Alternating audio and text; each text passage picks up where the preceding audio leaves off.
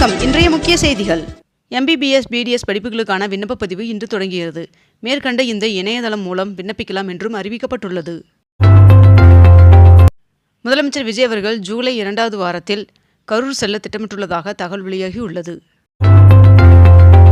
முதலமைச்சர் விஜய் அவர்களின் தலைமையில் வருகின்ற ஜூலை 1ஆம் தேதி சென்னையில் தோழமை கட்சிகளின் ஆலோசனைக் கூட்டம் நடைபெற உள்ளதாக தெரிவிக்கப்பட்டுள்ளது.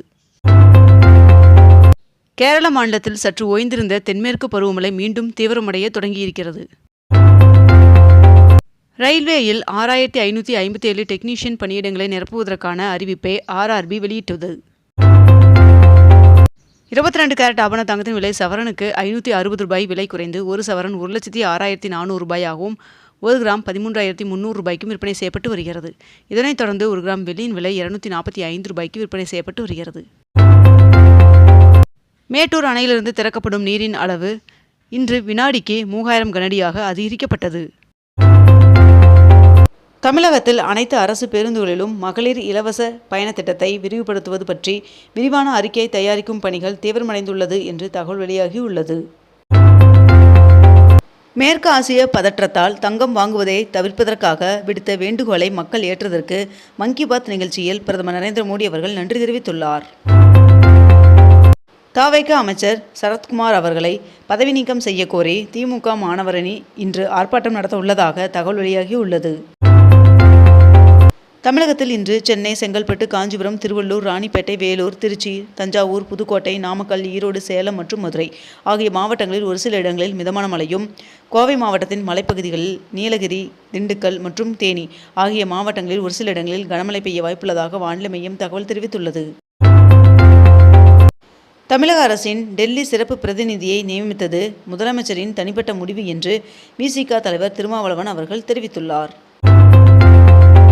தமிழகத்தில் தொழில் வளர்ச்சியை அடுத்த கட்டத்திற்கு எடுத்து செல்லும் வகையில் தைவான் நாட்டை சேர்ந்த உயர்மட்ட குழுவினர் சுமார் 80,000 கோடி ரூபாய் மதிப்பிலான செமி கண்டக்டர் முதலீட்டு வாய்ப்புகளை ஆராய்வதற்காக நெல்லை மற்றும் தூத்துக்குடி மாவட்டங்களுக்கு வரவுள்ளனர் என்று தகவல் வெளியாகியுள்ளது. சென்னையில் குழந்தைகளுக்கு போலியோ சொட்டு மருந்து வழங்கும் முகாமை முதலமைச்சர் விஜய் அவர்கள் தொடங்கி வைத்தார். ரேஷன் அட்டைதாரர்கள் தங்களது ஆதார் இணைக்கப்பட்ட மொபைல் எண்ணை ஜூலை 5ஆம் தேதிக்குள் சரிபார்க்க வேண்டும் என்று அரசு உத்தரவிட்டுள்ளது. ஒரு ஆண்டிற்கு 100 நாட்கள் கிராமப்புற பகுதி மக்களுக்கு வேலைவாய்ப்பு வழங்கும் மகாத்மா காந்தி வேலை உறுதி திட்டம் VP ஸ்ரீராம் ஜி திட்டமாக மாற்றப்பட்டு ஜூலை 2ஆம் தேதி தொடங்கப்படுகிறது. டெல்லியில் NCR பகுதியில் சக்தி வாய்ந்த நிலநடுக்க அதிர்வுகள் உணரப்பட்டதாக தெரிவிக்கப்பட்டுள்ளது. தமிழக அரசின் டெல்லி சிறப்பு பிரதிநிதியாக ஜனநாயகன் பட தயாரிப்பாளர் வெங்கட நாராயணா அவர்கள் நியமனம் செய்யப்பட்டுள்ளார். திமுக கூட்டணியிலிருந்து மதிமுக விலகியதாக அறிவித்துள்ளது. சர்வதேச விஞ்ஞானிகள் குழு சூப்பர் ஃபஃப் எனப்படும் 2 புதிய ராட்சச கோள்களை கண்டுபிடித்துள்ளது. கடந்த 5 ஆண்டுகளில் எழுந்த பல்வேறு ஊழல் குற்றச்சாட்டுகள் மீது தமிழக அரசு முழுமையான விசாரணை நடத்த வேண்டும் என்று அண்ணாமலை அவர்கள் வலியுறுத்தியுள்ளார். தூத்துக்குடி ஓடக்கரையில் உள்ள புதிய பேருந்து நிறுத்தத்தில் அனைத்து அரசு மற்றும் தனியார் பேருந்துகளும் நின்று செல்ல வேண்டும் என்று அமைச்சர் ஸ்ரீநாத் அவர்கள் உத்தரவிட்டுள்ளார்.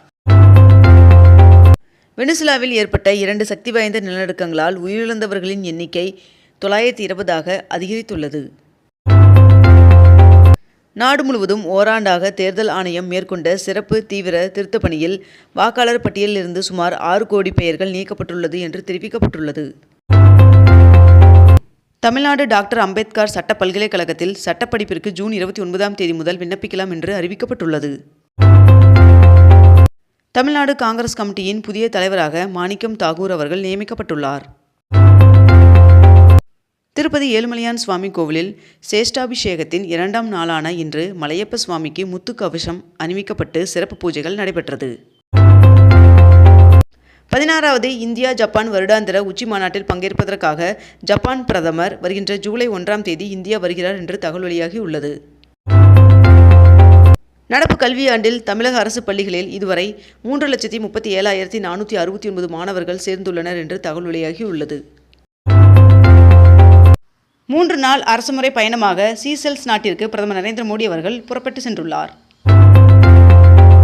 நாட்டில் 7 முதல் 9ஆம் வகுப்பு வரையிலான மாணவர்கள் மும்மொழி படிக்க தேவையில்லை என்று தற்போதைய மொழி பாடங்களையே தொடரலாம் என்று CBSE அறிவித்துள்ளது.